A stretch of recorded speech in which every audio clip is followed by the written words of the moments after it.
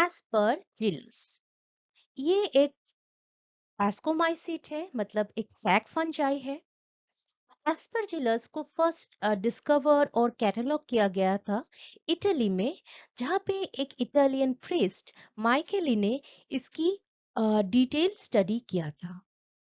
उस जमाने में बहुत सारे ऐसे क्रिश्चियन प्रीस्ट मॉन्क्स थे जो कि रिलीजियस स्टडी तो करते ही थे, उसके अलावा काफी साइंटिफिक फाइंडिंग्स भी इनकी वजह से है।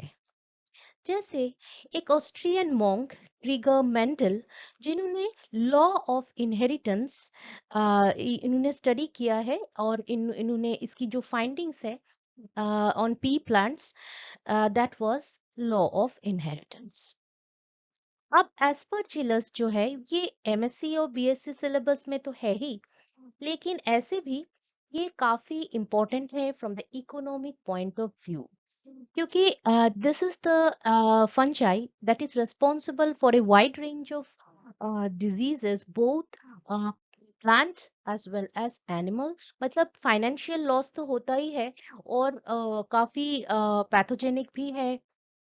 जो एक एस्परजिलोसिस जो कि काफी डेंजरस डिजीज है, मतलब पहले तो it starts as a lung infection, but later secondary infection जब होती है तो it causes infection to the kidney, to the brain.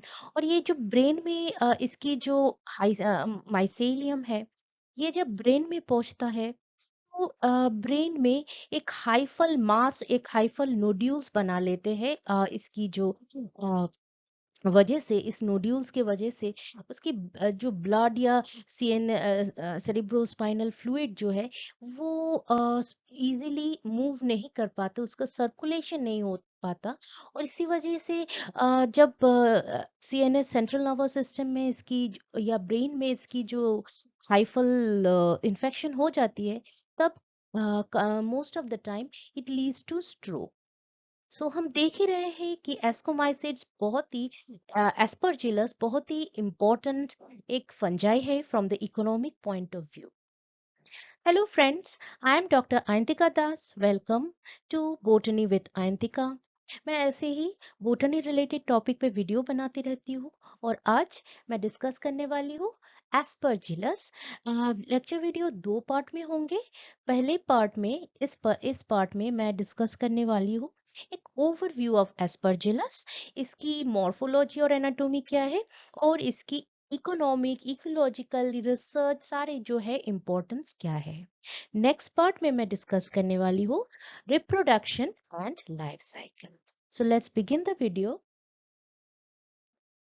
Aspergillus की जो टैक्सोनॉमिक पोजीशन देख लेते हैं।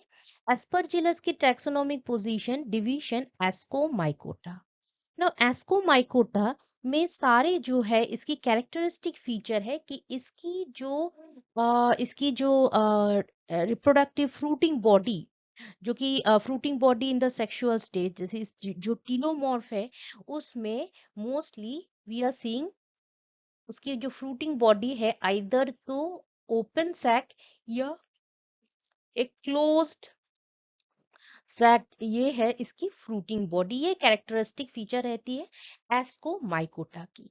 मतलब इसकी फ्रूटिंग बॉडी जो है सैक लाइक होंगे, और ये सैक ओपन सैक भी हो सकता है या क्लोज्ड सैक भी हो सकता है।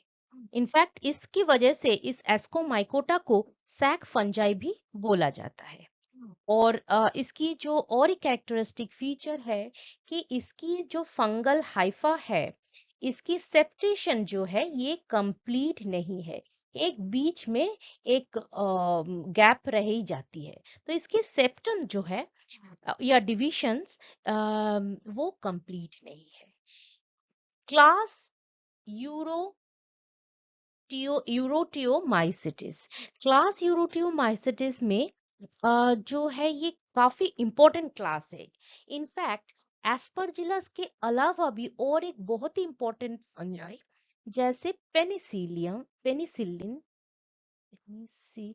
पेनिसिलियम, जिससे कि हम पेनिसिलिन तैयार करते हैं, तो ये भी आ जाता है कहाँ पर, क्लास यूरोमाइसिटिस। सो जो क्लास यूरोटियोमाइसिटिस है, ये काफी important from the point of view के इकोनॉमिक इम्पोर्टेंस इसकी बहुत ज्यादा है। इससे तो एंटीबायोटिक्स भी मिलते हैं इसकी। ये काफी फाइनेंशियल लॉस भी करा देता है क्योंकि इट्स पैथोजेनिक। सो बहुत सारे फंजाई जो है, इम्पोर्टेंट फंजाई इस क्लास में है।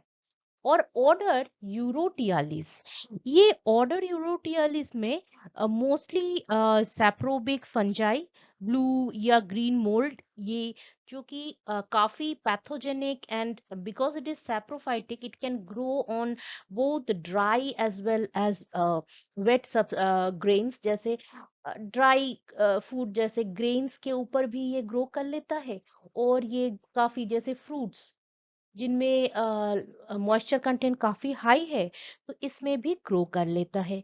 तो हम देखते हैं कि यूरोटियालिस जो है, ये irrespective of the moisture content of the food, it can infect that food and cause financial loss. मतलब ग्रेन्स में जो जिसकी जिन ग्रेन्स में मॉइस्चर कंटेंट काफी कम रहता है, और फ्रूट्स में भी काफी ज्यादा रहता है, तो वो both these two forms of food get spoiled by this Eurotiales, order Eurotiales में जितने सारे फंजाई है। और यूरोटियालिस की और एक खास बात है कि इसकी जो फ्रूटिंग बॉडी, ये ऐसे क्लोज्ड फ्रूटिंग बॉडी रहते हैं, जिसको हम कहते हैं क्लिस्टोथीशियम, जिसको हम क्लेस्टोथीशियम बोलते हैं। वैसा वाला फ्रूटिंग बॉडी मिलता है ऑर्डर यूरोटियालिस में। फैमिली ट्राइकोकुमानेसी, ट्राइकोकुमेसी फैमिली में मोस्टली सैप्रोबिक फंजाई ही रहते हैं, जो कि बहुत एक्टिवली इन्वेसिवली सबस्ट्रेटम पे ग्रो कर लेता है, और इसकी जो है एडेप्टेबिलिटी काफी हाई रहती है। इस फैमिली में the Haifa can flourish in any temperature, any humidity. मतलब ज्यादा एरिड कंडीशन में भी ग्रो कर लेता है, और हाई ह्यूमिडिटी वाला एरिया में भी ये ग्रो कर लेता है। ट्रॉपिकल रीजन या डेजर्ट रीजन में भी ग्रो कर लेता है हाई टेम्परेचर, या बहुत लो टेम्परेचर जैसे टेम्परेट रीजन में ही ये ग्रो कर लेता है। So that was this characteristic feature of this family. Aspergillus जो है, इसकी तो नोन 180 स्पीशीज है। काफी नए नए स्पीशीज भी ऐड किए जा रहे हैं। काफी कुछ स्पीशीज जो है, दो स्पीशीज कोलाइड भी कर रहे हैं। तो up till now 180 species of aspergillus has been known। और ये इसकी बहुत कॉमन स्पीशीज कौन कौन सी है, एस्परजिलस नाइटजेर और एस्परजिलस फ्यूमिगेटस। जो क्यों ये नाइजर और फ्यूमिगेटस है, ये काफी कॉमन इसीलिए है कि इसकी जो एडप्टिव कैपेबिलिटी है, ये बहुत ही ज्यादा है। मतलब it can grow in any temperature condition, both high as well as low, any light condition as well as any nutrient condition। मतलब कोई ग्रेन या फ्रूट के ऊपर भी ग्रो कर लेगा जहाँ पे न्यूट्रिशन काफी ज्यादा है, या बहुत ही कम न्यूट्रिशन ओलिगोट्रॉफिक कंडीशन में भी ग्रो कर लेता है। जैसे फॉर एग्जांपल पुराने बिल्डिंग्स के दरवाजे और खिड़की पे जो भी वुड मटेरियल है, रेनी सीजन में आप देखेंगे, अगर प्रॉपर पेंटिंग की कोट नहीं है, तो इस वाले वुड मटेरियल पे काफी फंगस ग्रो कर जाते हैं। तो ये सारे जो फंगस है, ये सारे है एस्परजिलस फ्यूमिगेटस। सो हम देख रहे हैं ये जो एस्परजिलस नाइजेरिया और फ्यूमिगेटस है, ये काफी कॉमन है। It is omni present everywhere, especially हम इसको देख सकते हैं when there is rainy season. तो इसकी जो हैबिट है, ये है सैप्रोप। सैप्रोप मतलब जो सबस्ट्रेटम है, या तो कोई ग्रेन्स है, या कोई फ्रूट है, तो इसके ऊपर, इसके सतह पे ये ग्रो कर लेता है, और एक्स्ट्रा सेलुलर जो एंजाइम्स ये छोड़ता है, तो वो क्या करता है, जो कॉम्प्लेक्स जो स्टार्ची मटेरियल है उसको क्या करते हैं, सिंपल शुगर में कन्वर्ट कर लेता है, इसकी जो है एक्स्ट्रा सेलुलर एंजाइम्स।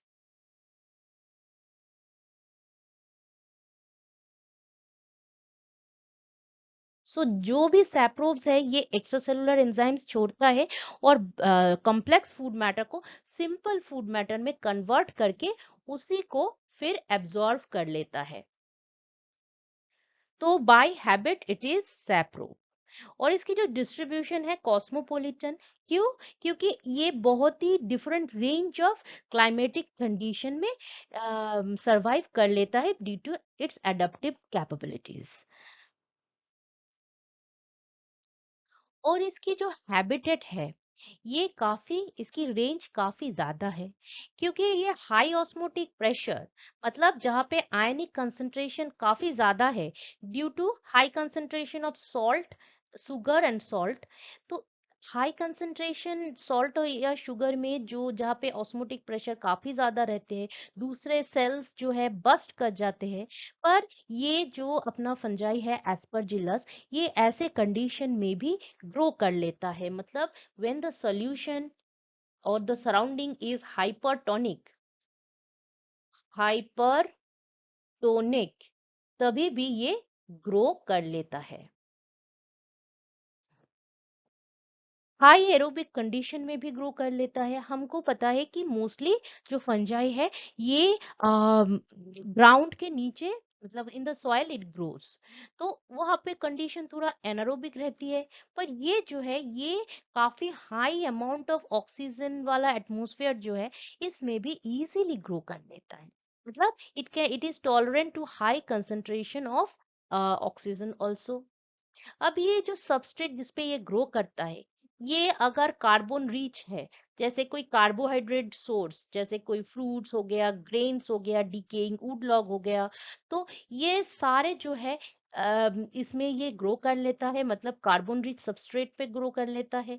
और क्या है कि without carbon rich substrate also ये ग्रो करता है, मतलब बहुत ही कम न्यूट्रिएंट, मतलब ओलिगोट्रॉफिक कंडीशन में, जैसे हो गया पुराने बिल्डिंग के टाइल्स पे, पुराने बिल्डिंग के जो भी डोर्स विंडोज है, या पुराने बिल्डिंग के कभी कभी दिखा गया है कि जो वॉल्स है उस पे भी ये ग्रो कर लेता है, मतलब लो न्यूट्रिएंट कंडीशन में भी ये ग्रो कर लेता है।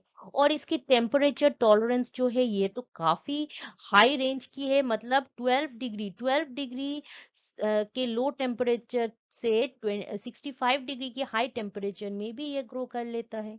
और इसकी जो पीएच टॉलरेंस है वो काफी एसिडिक, 2.1, काफी एसिडिक से काफी बेसिक तक ये टॉलरेट कर लेता है, मतलब it can grow in A wide range of pH, wide range of temperature, wide range of nutrient condition, मतलब यूट्रोफिक से लेके ओलिगोट्रोफिक तक ये ग्रो कर लेता है, wide range of difference in the osmotic pressure as well as oxygen concentration, ये सारे conditions में it can grow.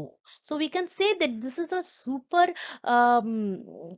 adaptive fungi, और इस वजह से ये काफी फाइनेंशियल लॉस भी करा देता है, क्रॉप लॉस भी करा देता है। और स्पेशली स्टोर्ड ग्रेन में ये काफी इन्फेक्शन करके इकोनॉमिक लॉस करा देता है। एस्परजिलस की मॉर्फोलॉजी क्या है देख लेते हैं। क्योंकि ये फंजाई है तो इसकी जो वेजिटेटिव बॉडी, ये तो ऐसे फिलामेंट होंगे ही जिसको हम बोलते हैं हाइफा। अब ये हाइफा के बहुत सारे कलेक्शन को हम क्या बोलेंगे, माइसेलियम। सो इसकी हाइफा या माइसेलियम जो है ये काफी ऐसे फिलामेंटुअस रहती है। और ये जो फिलामेंट है ये सेप्टेट रहती है, मतलब इसमें थोड़ा डिवीजन रहेगा, पर ये जो सेप्टेशन है ये कंप्लीट नहीं है। ये जो सेप्टेशन है ये कंप्लीट नहीं है, इसमें एक बीच में होल रहता है। जिससे कि ये काफी दूसरे ऑर्गेनल्स जैसे न्यूक्लियाई, माइटोकॉन्ड्रिया, ये सारे जो ऑर्गेनल एक जगह से दूसरे जगह मूव कर सकता है इजीली। सो ये सेप्टेशन जो है इसकी इनकम्प्लीट रहती है। ये काफी फिलामेंटुअस है, और ये जो फिलामेंट है ये इजीली ब्रांच करते हैं। जैसा अगर हम इधर देखें तो देखेंगे कि इसकी जो है फिलामेंट है, इजीली इट इज ब्रांचिंग। अब इसकी जो माइसेलियम है, ये क्या है, ये कुछ कुछ तो माइसेलियम अगर ये ग्राउंड लेवल हो गया, तो कुछ माइसेलियम इसके ऊपर ग्रो करता है, कुछ जो माइसेलियम है ये थोड़ा नीचे आ जाते हैं। और नीचे आके क्या करता है, जो भी ऑर्गेनिक मैटर है उस पे एक्स्ट्रा सेलुलर एंजाइम्स जो है वो छोड़ते हैं, और कॉम्प्लेक्स मैटर को simple digestible easily absorbable form में डाइजेस्ट कर लेता है। मतलब जो डाइजेशन है इसकी एक्स्ट्रा सेलुलर होगी, मतलब ये जो है एंजाइम्स जो है बाहर छोड़ता है। इन द एटमॉस्फेयर ये एंजाइम्स छोड़ता है, और इस एंजाइम्स के लिए जो कार्बोहाइड्रेट जो है वो सिंपल शुगर में कन्वर्ट हो जाता है, जो कि इजीली डाइजेस्ट एब्जॉर्ब किया जाता है। तो ऐसे ही ऐसे ही ये एक्स्ट्रा सेलुलर एंजाइम्स छोड़ता है। और कौन छोड़ता है, ये वाली जो नीचे आ चुकी है, ये वाली माइसेलियम। सो हम देखते हैं कि इसके जो माइसेलियम है, कुछ तो सतह के ऊपर रहती है, कुछ नीचे आ जाते हैं। जो नीचे वाले हैं इसका मेन फंक्शन ही रहता है कि एक्स्ट्रा सेलुलर एंजाइम छोड़े, और जैसे ही कार्बोहाइड्रेट या कोई भी कॉम्प्लेक्स मैटर सिंपल बन गई तो इसको एब्जॉर्ब करते हैं। तो नीचे वाले जो भी अंडरग्राउंड वाला माइसेलियम है, उसका मेनली फंक्शन रहता है कि ये न्यूट्रिशन एब्सॉर्ब करे। तो ये जो फिलामेंट है, फिलामेंटुअस जो है, अगर हम एक एक इसको देखें, तो ये जो है, अगर एक एक एक पोर्शन को देखें, ये वाली जो पोर्शन को देखें, तो ये है तो सेप्टेट, और इसमें जो है number of nuclei is multiple. तो ये मल्टी न्यूक्लिएट भी है। और इसकी जो इसकी जो कलर है, पहले तो ये हायालिन रहता है या वाइट, एकदम मतलब कोई बिना कलर की रहता है। लेकिन जैसे जैसे इट मैच्योर्स, तो धीरे धीरे इसकी थोड़ा कलर आ जाते हैं। और इसकी जो एक सेल है, तो ये वाले सेल की जो वॉल है, सेल वॉल जो है, ये दो लेयर में रहती है। इनर वाला वॉल रहता है, वो रहता है काइटिन। और जो आउटर वाला रहता है वो है फंगल सेलुलोज की। तो इसकी जो वॉल है, तो ये दो लेयर की। इनफैक्ट जो आउटर वाला पोर्शन है, इसमें जो बीटा ग्लूकेन्स रहते हैं, that is one of the characteristic जिससे हम इसकी आइडेंटिफिकेशन कर सकते हैं। जैसे एस्परजिलोसिस डिजीज है, तो किसी को एस्परजिलोसिस हो गया है, लेकिन फंगल जो माइसेलियम है इसको हम अगर बायोप्सी में स्टडी भी करते हैं, तो वी कैन नॉट डिफरेंशिएट कि कौन सा फंजाई ये है। लेकिन अगर इसकी जो chemical test of its external wall हम देखेंगे, तो beta one beta two glycan है जो, इसको देख के हम इजीली कह सकते हैं कि ये एस्परजिलस की माइसेलियम है। तो ये रहा इसका मतलब स्ट्रक्चर।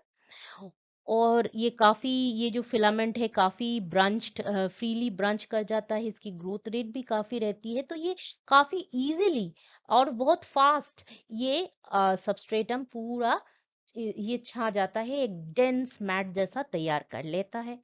और जैसे ही ये डेंस मैट तैयार करने लगता है, तो इसकी फ्रूटिंग बॉडी भी आनी लगती है। इसको भी हम स्टडी करेंगे। तो अगर एक वेजिटेटिव सेल को हम देखेंगे, तो ये है, ये वाली जो डायग्राम है, ये है इसकी जो है आउटर सेल वॉल। और हम देख रहे हैं कि ये जो ग्लूकन है, बीटा ग्लूकन, ये काफी ये जो स्ट्रैंड्स बने हैं, ये बीटा ग्लूकैन के स्ट्रैंड्स बने हैं। तो सेल वॉल जो है इसकी काफी कैरेक्टरिस्टिक है। Outer different type of cellulose and inner is chitin. Chitin is characteristic in almost many of the fungal cell wall. और जो है इसकी जो, अगर हम देखेंगे इसकी जो एक सेल है वो एक सेप्टा से डिलिमिटेड है, और सेप्टा थोड़ा जो है थोड़ा ओपन सेप्टा है, जिससे कि न्यूट्रिएंट तो सर्कुलेट होते ही रहते हैं, लेकिन डिफरेंट ऑर्गेनल्स भी सर्कुलेट होते रहते हैं। तो एक जो सेल है इसमें मल्टीपल न्यूक्लियाई हो सकता है, और डिफरेंट डिफरेंट ऑर्गेनल जैसे ईयर, जैसे गोल्गी, माइटोकॉन्ड्रिया, तो ये सारे जो है ऑर्गेनल्स ये एक सेल में रहती है। ये जो ऑर्गेनल्स है सारे एक ही सेल में रहती है।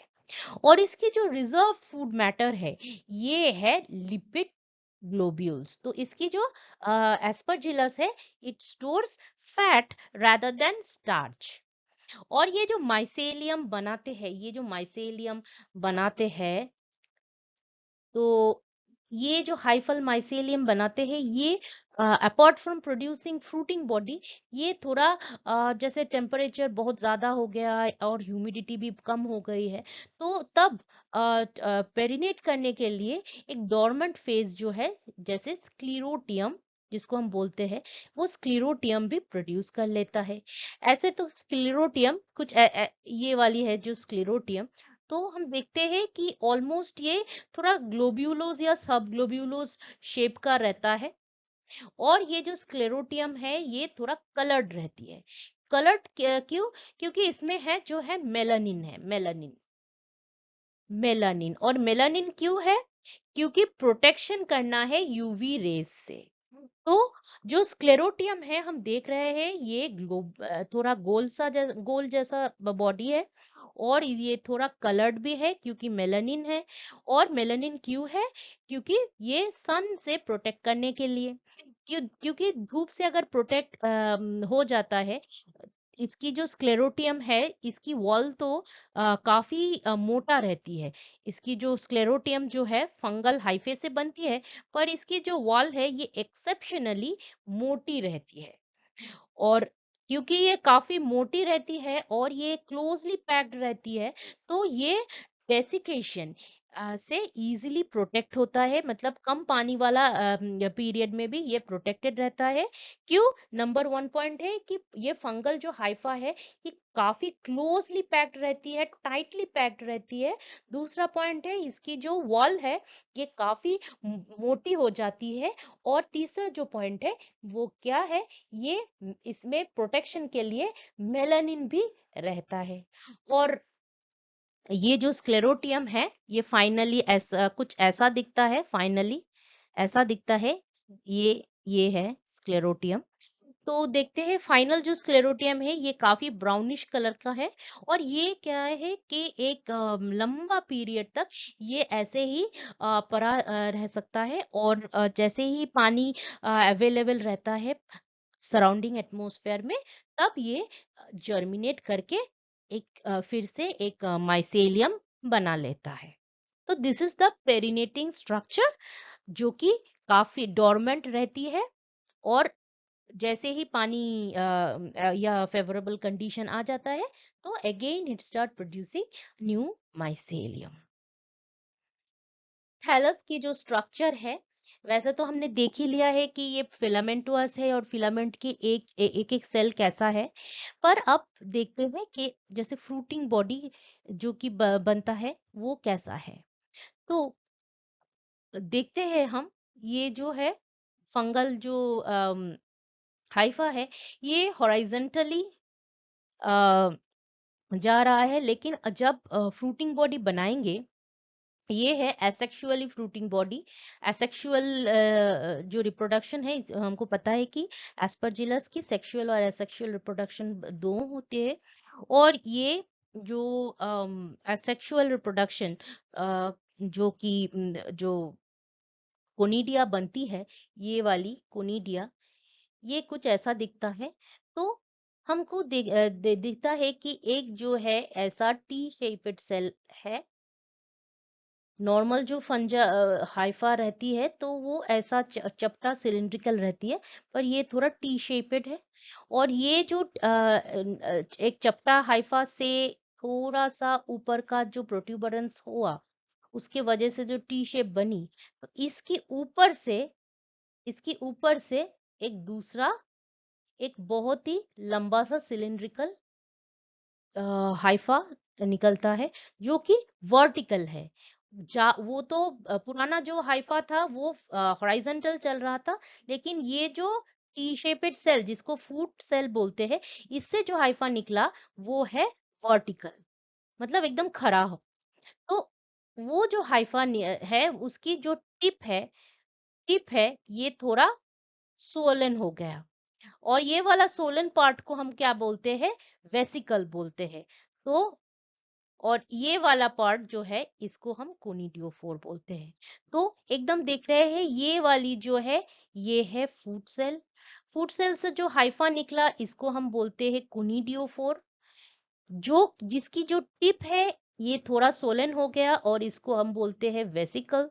अब जो ये वेसिकल है, जो ये सोलन टिप है, इसमें काफी ज्यादा मात्रा में न्यूक्लियस और फूड मैटर स्टोर हो जाता है। पर इधर कोई सेप्टेशन नहीं होता है, ये कंटिन्यूअस रहता है। मतलब वेसिकल जो पार्ट है और ये कोनिडियोफोर जो है, ये एक कंटिन्यूअस रहती है, इसमें कोई सेप्टेशन या डिवीजन नहीं होता है। डिवीजन कहाँ होता है? ये फूड सेल के एकदम ये वाली पोर्शन में डिवीजन हो जाता है, बस। तो हम देख रहे हैं कि एक कोनिडियोफोर है, उसके ऊपर सेप्टा जैसे फूल गया है ये वाला टर्मिनल पोर्शन, तो इसको वेसिकल बोलते हैं। और वेसिकल से क्या होता है? जो वेसिकल है तो इसकी जो सरफेस है ये थोड़ा पॉइंटेड हो जाता है। और ये जो पॉइंटेड वाला रीजन है इसको बोलते हैं स्टेरिगमेटा। और स्टेरिगमेटा के ऊपर ऐसे बडिंग करते करते कोनिडिया तैयार होते हैं। अगर हम देखेंगे ये वाली स्ट्रक्चर, तो ये रहा वेसिकल, इसके ऊपर स्टेरिगमेटा। कभी कभी स्टेरिगमेटा के ऊपर डायरेक्टली जो है कोनिडियोफोर नहीं बनते, इसके ऊपर और एक स्ट्रक्चर रहती है जिसको हम बोलते हैं मेट्यूले। तो मेट्यूले के ऊपर मेट्यूले के ऊपर कोनिडिया रहते हैं। और ये जो कोनिडिया है, जो ये जो स्पोर है, कोनिडियोस्पोर जो है, सो ये जो कोनिडियोस्पोर ये एक लाइन में बनी रहती है। और सबसे ऊपर वाला जो है ये है एकदम मोस्ट मैच्योर। और जो सबसे नीचे वाला कोनिडिया है वो सबसे इमैच्योर है। मतलब इसकी जो ग्रोथ है, कोनिडियल जो डेवलपमेंट है, ये क्या है? ये है बेसिपीटल। मतलब क्या है? जो बेस में एकदम नीचे वाला जो बेस में रहता है कोनिडिया, वो सबसे नया होता है, सबसे इमैच्योर होता है। तो हमने थैलस स्ट्रक्चर में क्या देखा? फूड सेल, फिर कोनिडियोफोर, फिर वेसिकल, उससे कोनिडियोस्पोर जो तैयार होता है। तो जैसे ही कोनिडिया मैच्योर हो जाता है, जो कोनिडियोस्पोर है, ये क्या होता है? दैट इज लिबरेटेड, और ये सबस्ट्रेटम में पड़ते ही ये जर्मिनेट करने लगता है, and the cycle continues. So thallus structure कुछ ऐसा हो गया। अब और एक चीज बतानी थी, ये जो कोनिडिया है, जो कोनिडियोस्पोर जो है, ये क्योंकि ये काफी ड्राई है, लाइट है, तो ये जो है dispersed, it is getting dispersed by air. मतलब एयर इसको पूरी जगह पे फैला देता है। तो वी ऑल्सो ह्यूमन बींग्स हम ऐसे ही ब्रीथ कर लेते हैं ये स्पोर को। नॉर्मल तो अगर ब्रीथ करते हैं ये फंगल स्पोर को, we don't feel sick, but जो पहले से ऑलरेडी सिक है, जिसकी प्रीडिस्पोजिशन जैसे एज्मा की पेशेंट है या सिस्टिक फाइब्रोसिस, मतलब those who are already suffering from respiratory disease, उनके वो अगर ये इनहेल कर लेते हैं, ब्रीद इन कर लेते हैं, तो इसमें काफी एलर्जिक रिएक्शंस तैयार होते हैं. So this conidiospores are the only allergic part of the aspergillus fungi. कुछ अगर हम देखेंगे इसको, इसकी एनाटोमी, मतलब it's not morphology but anatomy. इसको अगर हम ट्रांसवर्स सेक्शन में देखेंगे तो कुछ ऐसा दिखता है. ये जो है रेडिश कलर के फूड सेल जो कि एक सेप्टेशन से सेपरेटेड है फ्रॉम द कोनिडियोफोर. ये लंबा वाला जो फंगल लाइफा, ये कोनिडियोफोर है, जिसकी टिप है वेसिकल. और जो हम देख रहे हैं ये वाले जो पोर्शन है, इसको क्या बोलते हैं, स्टेरिक मेटा. अब इधर दिखा गया है कि स्टेरिक मेटा के ऊपर directly the chain of conidia is formed. But कभी कभी ये वाला जो है, इसको हम बोलते हैं यूनिसेरिएट, मतलब सिंगल. कभी बाइसेरिएट होता है. तो क्या होता है, स्टेरिक मेटा तो है ही, उसके ऊपर और एक लेयर रहती है जिसको हम बोलते हैं मेट्यूले, और फिर मेट्यूले के ऊपर जो है चेन ऑफ कोनिडिया रहती है. तो दो टाइप के देखा जाता है एस्परजिलस के, डिपेंडिंग अपॉन द स्पीशी. और ये जो कोनिडियल चेन्स है, इसको तो पता ही है कि इसकी जो डेवलपमेंट है, ये बेसिपेटल है, मतलब बेस में सबसे इमेच्योर वाली रहती है. So this is all about the conidia. और ये जो कोनिडियोस्पोर है, ये इसकी कलर जो है, पहले तो हाइलिन रहती है, फिर काफी डार्क कलर के हो जाते हैं जब मैच्योर होने लगते हैं. और एक स्ट्रक्चर है एस्कोकार्प, क्योंकि हमको पता है कि ये जो ये जो फंगस है एस्परजिलस, इसकी जो है, इसकी जो इसकी जो होलोमॉर्फ है, इसमें मतलब एंटायर जो इसकी लाइफ साइकिल जो लाइफ है, तो इसकी दो पार्ट है. एक तो टीलोमॉर्फ और दूसरा है एनामॉर्फ. जो टीलोमॉर्फ है, ये मतलब है कि सेक्सुअल स्टेज है, और ये है असेक्सुअल. तो असेक्सुअल में क्या है, कोनिडिया, जिसको हम पढ़ लिए हैं. और जो सेक्सुअल स्टेज है, उसमें क्या है, फ्रूटिंग बॉडी, जिसको हम अभी देखेंगे. ये एस्कोकार्प है, फ्रूटिंग बॉडी. मतलब सेक्सुअल रिप्रोडक्शन के बाद जो बॉडी तैयार होता है, वो कुछ ऐसा दिखता है. हम देख रहे हैं कि क्योंकि ये सैक फंजाई है, ये क्लोज्ड सैक है, जिसको हम क्लेस्टोथीशियम भी कहते हैं. तो इसमें जो है सिंगल जो ये जो लेयर है बाहर की, एक लेयर है हाइफल हाइफल माइसेलिया से बनी हुई है. और ये जो अंदर में ये दिख रहा है, ये है इसकी एस्कोस्पोर. सो जो फ्रूटिंग बॉडी हम देखते हैं, ये भी जैसे फंगल माइसेलिया है, तो इसमें ही इसके अंदर ही ऐसा इसके अंदर ही ऐसा क्लोज्ड सैक वाला फ्रूटिंग बॉडी, जिसको हम एस्कोकार्प बोलते हैं, वो रहता है. और एस्कोकार्प अगर हम ट्रांसवर्स सेक्शन करके देखेंगे तो कुछ ऐसा दिखता है कि एक जो आउटर सिंगल लेयर रहती है फॉर प्रोटेक्शन, और इनर में जो स्पोर्स है, उसको हम एस्कोस्पोर्स बोलते हैं. और जो एस्कोस्पोर जो पहले तो ऐसे तैयार होते हैं कि एक एस्कोजीनस हाइफा है. तो वो एस्कोजीनस हाइफा क्या है, ये जो एक एक सिंगल जो है, ये है एस्कोस्पोर्स. अब ऐसे तो मतलब बाहर से देखेंगे तो बहुत ही पिन हेड शेप साइज की रहती है, और काफी छोटी रहती है ये जो एस्कोकार्प.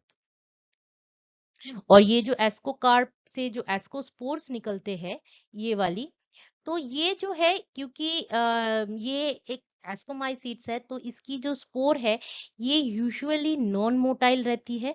मतलब ये आइदर तो विंड या वाटर करंट से ही दूसरे जगह डिस्पर्स हो जाते हैं। और जनरली ये सिंगल सेल रहती है और सिंगल न्यूक्लियस भी रहती है। और इसकी जो बाहर वाले पोर्शन है मतलब बहुत सारे एस्कोस्पोर्स एक साथ है, तो इसकी जो इनर एक लेयर रहती है, इसकी just surrounding it is a capital layer that actually provides nutrition. और उसके ऊपर रहती है ये वाली जो फंगल हाइफल वाला फॉर आउटर प्रोटेक्शन। और जो एस्कोस्पोर्स है इसकी जो इनर लेयर है ये काफी स्मूथ रहती है, ये एक एक स्पोर जो है। और इसकी जो बाहर वाली लेयर रहती है तो ये काफी स्पाइनी रहता है।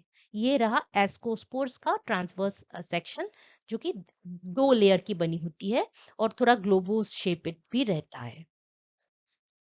तो ये रहा फ्रूटिंग बॉडी कैसा दिखता है। तो मैं अभी सिर्फ मॉर्फोलॉजी और एनाटॉमी कर रही हूँ, रिप्रोडक्शन और लाइफ साइकिल बाद में करेंगे तो दूसरे पार्ट में, तो तब मैं इसको डिटेल में समझाऊंगी। अभी तो इसका मतलब मॉर्फोलॉजी और एनाटॉमी कैसा है। अब इसकी इकोनॉमिक जो इम्पोर्टेंस है, क्योंकि ये एक अपॉर्चुनिस्टिक पैथोजन है। मतलब अपॉर्चुनिस्टिक पैथोजन मतलब क्या normal human healthy human body में ये डिजीज नहीं क्रिएट करता है। ये डिजीज करता है वहीं पे जहाँ पे ऑलरेडी प्री डिस्पोजिशन के तहत ऑलरेडी इम्यून जो इम्यून सिस्टम है ये काफी पुअर है। इम्यून रिस्पॉन्स काफी वीक हो जाता है। जैसे कोई एड्स पेशेंट है या जिनका कोई ऑर्गन ट्रांसप्लांट हुआ है तो ऑलरेडी इसकी इम्यूनिटी इम्यून रिस्पॉन्स लो करने के लिए इसको ऑलरेडी दवाई पे ऊपर चल रहा है टू रिड्यूस द इम्यूनिटी। तो वैसे ऑर्गन ट्रांसप्लांट वाले मरीज या केमोथेरेपी जिनका चल रहा है जिसका न्यूट्रोफिल काउंट ऐसे ही कम हो रहा है क्योंकि केमोथेरेपी चल रहा है कैंसर पेशेंट में, तो ऐसे पेशेंट में भी, या कोई न्यू बॉर्न बेबी है जिनने अभी तक उतना इम्यून रिस्पॉन्स डेवलप नहीं कर पाए हैं, तो ये सारे जो प्री डिस्पोजिशन फैक्टर है इनमें ही ये डिजीज क्रिएट करता है। नॉर्मल हेल्दी ह्यूमन बीइंग में ये डिजीज नहीं क्रिएट करता है। और क्या क्या डिजीज क्रिएट करता है, एक तो एलर्जिक रिस्पॉन्स तैयार करता है, फिर एस्परजिलोसिस, ये डिफरेंट एल्वियोलाइटिस, ये सारे जो है एलर्जिक रिस्पॉन्स ही है। मतलब एस्परजिलोसिस, एल्वियोलाइटिस, हाइपर सेंसिटिविटी न्यूमोनाइटिस, फिर मॉल्ट वर्कर्स लंग, ये सारे जो है ये रेस्पिरेटरी डिजीज है। मतलब ये इफेक्ट करता है कहाँ, हमारे लंग्स में इफेक्ट करता है। और एलर्जिक रिएक्शंस के वजह से बहुत ही, जैसे आई इम्यूनोग्लोब्यूलिन ई और इम्यूनोग्लोब्यूलिन जी भी है, तो इस ये दोनों इम्यूनोग्लोब्यूलिन के वजह से ये बहुत ही एलर्जिक हाइपर सेंसिटिव रिएक्शंस दिखाने लगता है। तो क्या होता है, जो एयर पैसेज है उसमें रेस्पिरेशन करने में दिक्कत हो जाती है, सांसें फूलने लगती है। और ऊपर से तो ये पूरा लंग्स के बाद दूसरे दूसरे ऑर्गन में भी फैलने लगता है। So this is opportunistic, it occurs only in people where immune जो रेस्पॉन्स है काफी लो है। इनफैक्ट ये काफी सिर्फ ह्यूमन को नहीं, दूसरे दूसरे जो एनिमल्स है जैसे बर्ड्स हो गया और दूसरे मैमल्स जैसे पिग्स हो गया, तो इनमें भी ये देखा जाता है। मतलब एस्परजिलोसिस हो जाता है इन लोगों को भी। और इनफैक्ट ये बहुत पुराने जमाने से ही था। मतलब जो इजिप्शियोलॉजिस्ट है वो कभी कभी आपने सुना होगा कर्स ऑफ द फरो। मतलब कोई it was believed that the pharaoh जो मतलब इजिप्शियन किंग रहते हैं, तो they when they get angry they create epidemics. But नहीं, वैसा नहीं है। क्योंकि इस इनकी जो टॉम है इसमें काफी बिलोंगिंग्स रहते थे, फूड मैटर या कोई भी वुडन सामग्री रहता था इनके टॉम के अंदर में। तो वो सारे मैटर में फंगल इन्फेक्शन जैसे एस्परजिलस की इन्फेक्शन हो जाती थी। और क्योंकि ये बहुत रैपिडली स्प्रेड करता है, तो ये टॉम के बाहर भी जाके अपना इन्फेक्शन स्प्रेड कर लेता था। जो टॉम के आसपास रहते रहते थे, वो अगर जैसे ये इसकी जो कोनिडिया है, इस इससे जो स्पोर्स निकलते थे उसको इनहेल या ब्रीद इन कर लिया, तो इनको भी ये एस्परजिलोसिस ये वाली डिजीज हो जाती थी। या कोई ये सारे जो जितने भी डिजीज है कोई ना कोई हो जाता था, तो दे यूज टू फॉल सिक। और हम बोलते थे कि जो फारो है वो गुस्सा हो गए एंड दे हैव कर्स्ड अस। इसकी जो पैथोजेनिसिटी है, ये काफी मतलब जिनको ऑलरेडी प्रीडिस्पोजिशन है एस्मा की, सिस्टिक फाइब्रोसिस या अदर रेस्पिरेटरी डिजीज जिनको पहले से ही है, तो इनको different type of aspergillosis different intensity से इनकी जो है इन्फेक्शन हो जाती है।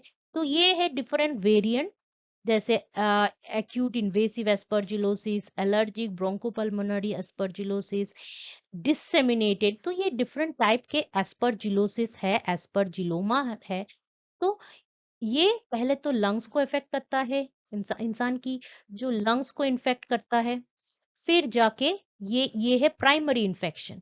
फिर जो सेकेंडरी स्टेज है, वो जाके क्या करता है, किडनी और ब्रेन, जैसा ब्रेन, ये सारे दूसरे दूसरे ऑर्गन में भी सेकेंडरी इन्फेक्शन कर लेता है।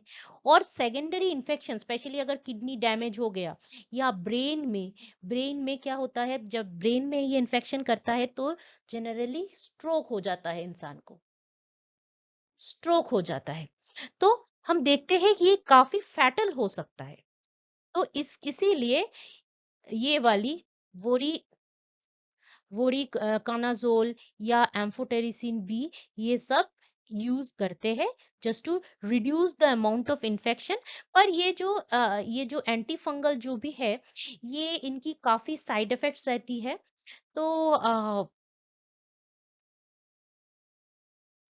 एस्परजिलस के दूसरे डिजीज स्पेशली माइसिटोमा, वैसे तो एस्परजिलोसिस जो कि रेस्पिरेटरी डिजीज है, उसके अलावा भी ओटोमाइकोसिस मतलब ईयर में इन्फेक्शन कर लेता है, ओनिकोमाइकोसिस या दूसरे बहुत सारे स्किन डिजीज, रेस्पिरेटरी डिजीज करता है।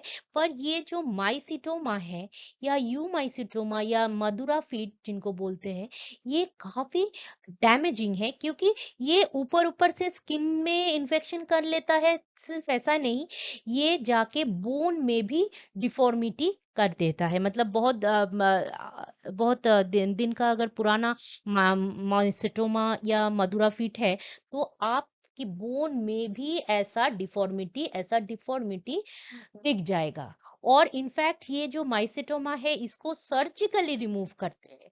ऐसा नहीं है कुछ एंटी फंगल दे दिया और हो जाता है, क्योंकि ये इतना डीप मतलब बोन तक चला जाता है, तो इसको सर्जिकली रिमूव करता है अलोंग विथ एंटी फंगल तो देते ही है, पर सर्जिकली भी इसको रिमूव करना पड़ता है। और पहले तो it starts as a nodules on the surface of the skin, then धीरे धीरे ये जाके बोन तक फैलता है।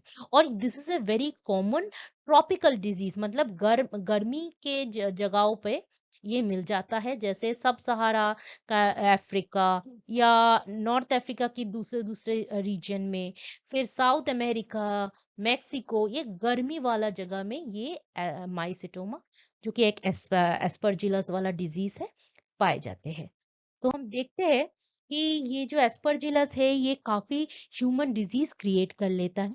अपार्ट फ्रॉम दैट, ये काफी फूड स्पॉइलेज भी कर लेता है, जैसे सूखी ब्रेड है या वेजिटेबल जैसे पोटैटो या कोई दूसरा वाला फ्रूट है, तो इनमें भी ये क्या करता है, फूड स्पॉइलेज कर देता है। सिर्फ फूड ही नहीं, ये जो साइलेज में भी ये कंटेमिनेंट का काम करता है। साइलेज मतलब जैसे कुछ ग्रासेस जैसे है, हम उसको फ्रेशली यूज करते हैं, कुछ को हम स्टोर करते हैं। जब स्टोर करते हैं तो कैसे स्टोर करते हैं, एक रहता है कि इसको सन ड्राई कर लेते हैं, या कोई दूसरा है जिसको हम वेट मतलब शेड में ड्राई करते हैं। जब शेड में ड्राई करते हैं तो इसको हम स्टोर करते हैं।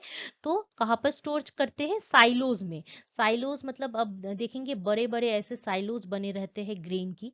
तो वैसे साइलोज में ये अम, अम, काफी इन्फेक्शन करके ये जो अपना फीड, एनिमल फीड है, इसको कंटेमिनेट कर देता है, इसको स्पॉइल कर देता है। So not only human disease, spoilage of human food, but also spoilage of feed matter। और काफी काफी दूसरे जो एनिमल्स है उसको, उसकी तो लंग्स में इफेक्ट करता ही है ये, इसकी जो कोनिडियोफोर है। पर दूसरे दूसरे जैसे न्यूरोटॉक्सिकोसिस, केराटोसिस मतलब स्किन की, स्किन रिलेटेड, केराटिन मतलब ये केराटिन से हमारी जो नेल्स है और एनिमल्स की जो हूफ्स ये बने रहते हैं। तो हाइपर केराटोसिस भी करता है। न्यूरोटॉक्सिकोसिस मतलब नर्वस सिस्टम भी इफेक्ट करता है। तो अगर एनिमल में हम देखेंगे, एनिमल की लंग्स जो है वो इफेक्ट करता है, इसकी जो है नर्वस सिस्टम भी इफेक्ट करता है, इसकी जो स्किन है, स्किन वो भी इफेक्ट करता है। तो हम देखते हैं कि कोई भी ऐसा पार्ट नहीं रहता है, डिफरेंट ऑर्गन्स भी इफेक्ट कर लेता है। कोई भी ऐसा पार्ट नहीं है जो कि ये फंगल इन्फेक्शन से बच सकता है। और ये ह्यूमन, दूसरे मैमल्स में भी है और बर्ड्स में भी इसको हम देखा गया है। सो ये जो है इसकी apart from these are all negative factors, but इसके अलावा भी ये इसकी काफी इम्पोर्टेंट, इकोनॉमिकली इम्पोर्टेंट जो बायो एक्टिव इंग्रेडिएंट्स भी रहती है। जैसे ये वाली स्टेन, सीडरिन, ये एक येलो स्टेन है जो कि हम एस्परजिलस से निकालते हैं। और इसके अलावा भी बायो नैनो पार्टिकल्स में हम क्या करते हैं, इसकी इसकी जो एंटीऑक्सीडेंट प्रॉपर्टी है, इसको हम एक्सट्रैक्ट कर सकते हैं in this bio nano particles. And इसकी जो ये आउरोग्लाइसिन है, ये जो है ये काफी, ये काफी न्यूरोप्रोटेक्टिव एक बायोएक्टिव कंपाउंड है, जो कि हम कॉन्जंक्टस, क्यूम्यूलेटस और बायोप्लानस ये स्पीशीज से निकालते हैं। सो देखते ही है कि ये जो एस्परजिलस है ये काफी इकोनॉमिकली इम्पोर्टेंट या इंडस्ट्रियली इम्पोर्टेंट प्रोडक्ट्स भी देते हैं। और जैसे हम जापानी साके बनाते हैं, तो we know that generally for breaking down any product we use this yeast. But yeast जो है ये कॉम्प्लेक्स कार्बोहाइड्रेट को ब्रेक नहीं कर पाता। तो पहले क्या करते हैं, जो एस्परजिलस है, एस्परजिलस वो जाके कॉम्प्लेक्स कार्बोहाइड्रेट से सिंपल शुगर में ब्रेक डाउन कर लेता है। और ये जो सिंपल शुगर है उसको जाके ये ईस्ट या सैकरोमाइसेस फर्दर ब्रेक डाउन कर लेता है शुगर को अल्कोहल से। सो हम देख रहे हैं कि कार्ब जो है वो ब्रेक डाउन कर रहा है शुगर में, और शुगर जो है ये ब्रेक डाउन कर रहा है अल्कोहल में। और कार्ब से शुगर का ब्रेक डाउन कौन कर रहा है? एस्परजिलस। और शुगर से अल्कोहल का ब्रेक डाउन कौन कर रहा है? ईस्ट कर रहा है, मतलब सैकरोमाइसेस कर रहा है। तो ऐसे ही राइस से, rice wine that is Japanese sake is created. Apart from this, मतलब जो एक्स्ट्रा सेलुलर एंजाइम है, इसको यूज करके हम लोग जापानीज साके बना रहे थे। तो अपार्ट फ्रॉम दैट ये सीट्रिक एसिड को भी बनाने में हेल्प करता है, मतलब we can use its enzyme to convert starch to citric acid. इसके अलावा भी हम एंजाइम को, इसकी जो एक्स्ट्रा सेलुलर एंजाइम है, इसको भी हम एक्सट्रैक्ट कर लेते हैं, क्योंकि जो फंजाई है इनमें बहुत सारे डिफरेंट एंजाइम्स पाए जाते हैं जो कि एक्स्ट्रा सेलुलरली इसको हम बाहर निकाल सकते हैं। कोई भी अगर फंगल हाइफा है और हम इसको लिक्विड ब्रॉथ में अगर इसको कल्चर कर रहे हैं, तो हम इजीली ये जो ब्रॉथ में ही ये एंजाइम को हम इजीली एक्सट्रैक्ट कर सकते हैं। और ये जो एंजाइम है ये इंडस्ट्रियल प्रोसेस में लगता है। जो एंजाइम है एक तो है ग्लूकोज ऑक्सीडेज, एक लाइसोजाइम, लैक्टेज, सेल्यूलेज, हेमीसेल्यूलेज, प्रोटीएज। ये सारे जो है प्रोटीएज मतलब प्रोटीन ब्रेक डाउन में हेल्प करता है। हेमीसेल्यूलेज सेलुलेज जो है सेलुलोज को ब्रेक डाउन करने में हेल्प करता है। लैक्टेज जो है ये लैक्टोज को ब्रेक डाउन करने के लिए। लाइसोजाइम जो है it is acting against bacteria. So हम देख रहे हैं कि काफी different type of enzymes can be extracted which are economically industrially important. इससे हम कोलेस्ट्रॉल रिड्यूसिंग ड्रग जो है लोवास्टेटिन, सॉरी लोवास्टेटिन, इसको भी हम ये भी मिलता है। तो कभी अगर टी लीव्स की जो फर्मेंटेशन प्रोसेस में भी ये एस्परजिलस काफी हेल्प करता है। और ये रिसर्च ऑर्गेनिजम्स के हिसाब से भी ये काफी इंपॉर्टेंट है। इनफैक्ट एस्परजिलस की बहुत सारे स्पीशीज ऐसे हैं जिनकी होल जीनोम सीक्वेंसिंग किया गया है। और ये होल जीनोम सीक्वेंसिंग हम क्यों करते हैं? क्योंकि कोई भी ऑर्गेनिज्म है तो उनकी जो सॉरी उनकी अगर जो जीनोम है तो इनकी जीनोम की डिफरेंट पोर्शन में डिफरेंट जो है जीन्स रहती है, जिनकी फंक्शन अगर हमको पता चले तो हम पता कर सकते हैं कि ये हाउ इट इज पैथोजेनिक, मतलब ये कैसे कैसे हमको अफेक्ट करता है। तो ये सब जानने के लिए इनके जीनोमिक सीक्वेंस जानना बहुत जरूरी है। और क्योंकि ये काफी इंपॉर्टेंट है इकोनॉमिक प्रोस्पेक्टिव से, तो इसकी बहुत सारे जो ऐसे स्पीशी है जिनकी जीनोम सीक्वेंसिंग की गई है। और इसकी जो है पैरासेक्सुअलिटी स्टडी में भी काफी हेल्पफुल है। पैरासेक्सुअलिटी मतलब क्योंकि हमको पता है कि एस्को एंड बेसिडोमाइसिटिस में इनमें क्या रहता है? पहले तो रहता है इनमें प्लाज्मोगैमी मतलब फ्यूजन ऑफ द प्रोटोप्लाज्म। उसके बाद रहता है कारियोगैमी जो कि है फ्यूजन ऑफ द न्यूक्लियस।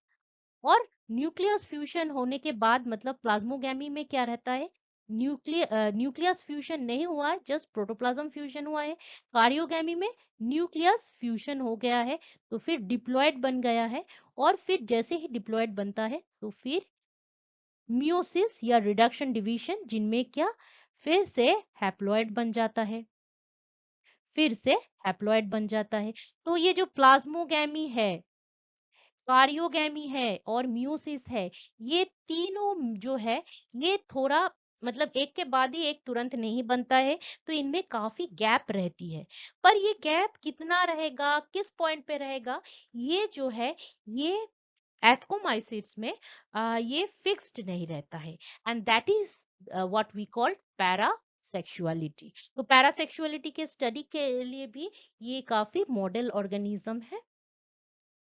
अब जो है इसकी काफी मेडिसिनल इंपॉर्टेंस भी है, एंटी कैंसर मेडिकेशन में, नर्व पेन को रिड्यूस करने में, न्यूरो प्रोटेक्टिव ऑल्सो है, anti inflammatory. So we are seeing that इनमें काफी ऐसे एक्टिव इंग्रेडिएंट्स हम निकाल सकते हैं जिनसे कि हम अपना मेडिसिनल यूज में इसको ला सकते हैं।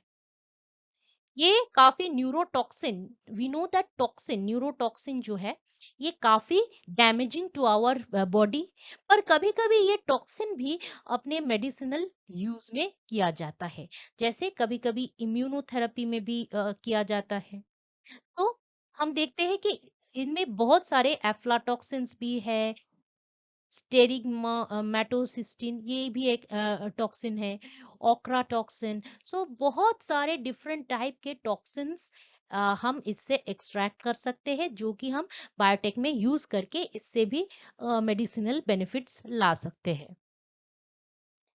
इनमें काफी एंटी माइक्रोबियल कंपाउंड्स पाए जाते हैं। एंटी माइक्रोबियल मतलब इनमें एंटी बैक्टीरियल भी रहेगा, मतलब एंटीबायोटिक्स भी रहेगा, फिर इनमें एंटी वायरल भी रहेगा, anti even anti fungal property भी रहेगा। I am not reading out each and everything क्योंकि वीडियो काफी लंबा हो गया है, तो you just pause it and read. तो that was all about the overview of Aspergillus, जहाँ पे मैंने मॉर्फोलॉजी एनाटोमी तो डिस्कस किया ही है। और इसकी जो मेन चीज है इकोनॉमिक इम्पोर्टेंस, इसकी पॉजिटिव इकोनॉमिक इम्पोर्टेंस जो कि इंडस्ट्रियली इम्पोर्टेंट है, और इसकी नेगेटिव इकोनॉमिक इम्पोर्टेंस जो कि डिजीज क्रिएट करने वाला मतलब पैथोजेनिसिटी, दोनों ही मैंने इस वीडियो में डिस्कस किया है। नेक्स्ट वीडियो में मैं सिर्फ डिस्कस करने वाली हूँ लाइफ साइकिल एंड रिप्रोडक्शन। कोई भी डाउट्स हो, क्वेरीज हो, you can write it in the comment section. कुछ नए टॉपिक पे वीडियो अगर बनानी हो तो भी you can write it in the comment section. And if you like this video, please hit the like button. दोस्तों के साथ ये वीडियो शेयर कीजिएगा और सब्सक्राइब कीजिएगा। I usually make videos on botany related topic जो कि मैंने अलग से प्लेलिस्ट में बना के रखे हैं, अलग अलग प्लेलिस्ट में। You can go to my channel, watch those playlist, और फंजाई की जो प्लेलिस्ट है मैंने ये डिस्क्रिप्शन बॉक्स में डाल के रखा है, जहाँ पे जितने भी मैंने वीडियोस बनाए हैं वो अलग से प्लेलिस्ट में बना के रखे हैं। तो thanks again for watching this video.